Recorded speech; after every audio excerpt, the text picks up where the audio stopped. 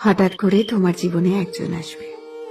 সে তোমার কথা বলার সঙ্গী হবে, তোমার সব দুঃখ কষ্ট ভাগ করে নেবে, তোমাকে সাহস যোগাবে, তোমাকে ছোটখাটো বিষয়ে যত্ন করবে, তোমার যত কষ্ট কথা বলার মলম দিয়ে সারিয়ে তুলবে, তোমাকে রোদে পুড়তে শেখাবে, বৃষ্টিতে ভিজতে শেখাবে, দিনের পর দিন রাতের পর রাত তোমার সাথে কথা বলবে, সবচেয়ে বড় কথা তোমাকে নতুন করে বাঁচতে শেখাবে।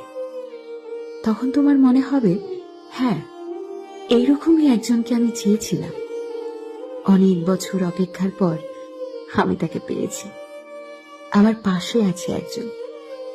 তারপর যখন কথা বলার অভ্যেসটা তোমার বদঅভ্যেসে পরিণত হয়ে যাবে, তখন একদিন হঠাৎ করেই মানুষটা বদলে যাবে, তোমাকে ব্যস্ততা দেখাবে। সারাদিন অপেক্ষা করার পরেও একটা মেসেজ বা কল আসবে না, তুমি বারবার ফোন চেক করবে, কিন্তু তোমার অপেক্ষাই থেকে যাবে। প্রথম প্রথম দুই একবার কল করে তোমাকে বোঝাবে সে নিরুপায়, তার জীবনে খুব ব্যস্ততা, তাই সে সময় দিতে পারছে না। এরপর আস্তে আস্তে সব যোগাযোগ বন্ধ হয়ে যাবে, তুমিও বুঝতে পারবে সে আর তোমাকে সময় দিতে পারবে না। তাই তুমিও মেসেজ বা কল করে বিরক্ত করা বন্ধ করে দেবে।